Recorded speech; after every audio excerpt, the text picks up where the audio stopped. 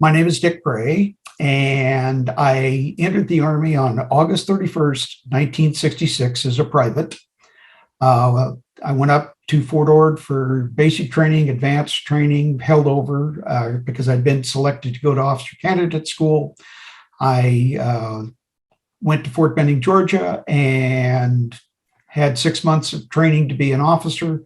Was commissioned on the 25th of September, 1967. And I served for 2 years after that. So altogether, I was in for 3 years and 24 days. The Tet Offensive had been going on in our area since January 30th, 1968. Combat was heavy for a couple of days, and then it pretty much petered out. The Viet Cong and North Vietnamese Army forces had taken terrific casualties, and we were not intercepting hardcore or local force enemy combatants trying to flee to the mountains to the west. At the start of March, the battalion was still losing men every week to booby traps laced throughout the area of operations. The intelligence being passed down to us was there were about 8 VC laying all of the booby traps, and the battalion had dropped that number down to 4 remaining VC. During the last 5 weeks since the start of the offensive, my company had lost over 20 men to various types of explosives. During the morning of March 4th, my platoon was operating in very heavy vegetation when the twice daily rain cloud burst dumped on us. I declared a 15-minute break to let the rain pass us by. And while we were on alert, we didn't expect anything to really happen. Shortly before the rain ended, a lone VC who was maybe 15 meters away from us went running past our position.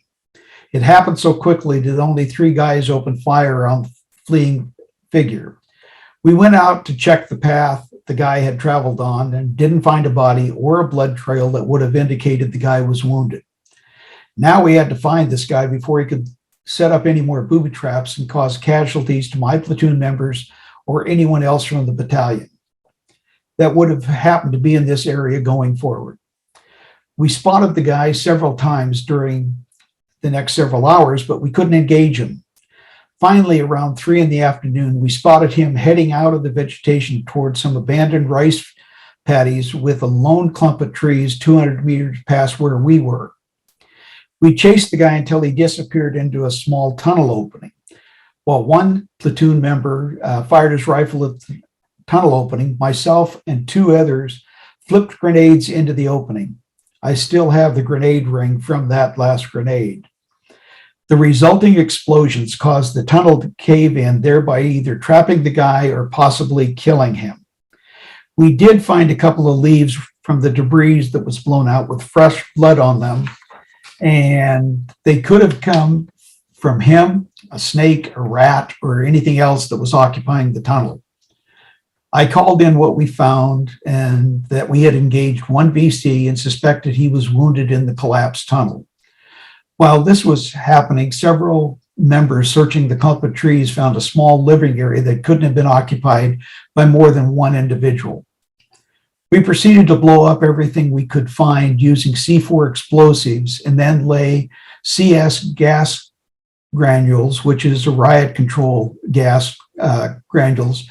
We carried in plastic bags around the area as well as to make it more uncomfortable for anyone trying to find shelter there. We seated back to marry up with the company to get resupplies and a hot meal before we headed out to our assigned night ambush positions for the night. We had had a normal sea ration breakfast, but due to chasing the VC for most of the day, we had foregone a normal sea ration lunch, and we were looking forward to a decent hot meal by the standards of Army food in Vietnam. We found out the resupply chopper was running late, so we were not going to get to have the meal, and we would have to leave the company area on our way out, and we set up at our ambush positions. We did find out the chopper arrived 45 minutes after we left, and we would have had roast beef, mashed potatoes, gravy, green beans, and cake for dessert. Such is life in a combat zone. Early on the morning of the 5th, I called Sergeant Greeley, who had the lead with the 2nd Ambush Patrol, to meet up at a certain point on our maps, and we'd proceed to the company area for resupply. Once we all joined up, a new replacement named Private Edward Van Horn came up to me and said his squad was the lead squad that day and he wanted to be up with them. I usually had replacements spend their first couple of weeks in the field in the back of the formation so they could get used to being in combat. I told Van Horn to tell the squad leader, Sergeant Gary Eisenhower, that he'd be going with them today. 20 minutes later, we hit a booby trap. The point man had stepped over the tripwire connected to the booby trap, and the next man in line, Sergeant Santa Cruz, had kicked the wire and said whoops as the explosion went off. I knew I was hit on the inside of my left thigh less than a blink of an eye before the concussion from the blast hit me. It lifted me off the ground and threw me over my radio man, and I smashed into the medic behind him. We both went down in a heap, and while I tried to roll off of him and he tried to get out from under me, I could see Van Horn had taken the full blast. He was hit from head to toe, and he gave off a horrible moan. The medic asked if I was okay, and I told him I'd been hit, and he started to grab his medical bag. And I told him to get up to Van Horn as he was hit bad. I could hear the squad leaders telling their men to get down and face out in case we came under attack. I told my radio man to call Sergeant Greeley and tell him I was down, to call in our position to the company, and there were 2 casualties. Van Horn was a priority 1, and I was a priority 3. And I would handle the dust-off helicopter control once I bandaged my leg. I took my survival knife off of my web gear and cut my pants leg away, expecting to see a lot of blood spurting out of the wound. But there was just a hole, so I reached around behind me and found the exit hole had very little blood. I proceeded to bandage myself, all the while telling the 3rd squad to move forward, the 1st squad to set a line out to the left, and the second squad to seal the rear.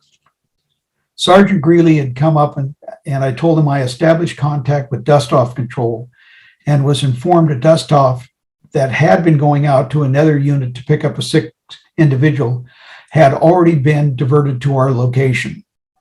Then I started to have a huge pain in my right leg below the knee. I looked at my pants leg and there was a hole.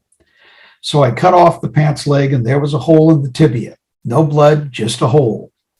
I reached around and there was a big hole in my calf, but again, very little blood, so I bandaged that area. I told one of my men to go up to the medic and see how Van Horn was doing and to get me a syringe of morphine for the pain. I was talking with the dust-off pilot and had the push to talk button down with the guy on the way back with the syringe kicked my broken leg. I yelled a profanity to watch it that he had just kicked my broken leg. Immediately, the communications sergeant at the headquarters cut in and said, Outrigger Delta 16, my call sign. There was no profanity allowed on the net. Radios were federal communications devices and couldn't swear on them. We also found out Sergeant Santa Cruz was wounded as well, and the medic was treating him. The dust-off landed and all of us were loaded up, and I could see Van Horn was in deep traumatic shock, and that's bad. Van Horn expired just as the chopper was touching down at the surgical hospital, and I've always wondered if he could have lasted 10 more minutes. Could he have been saved?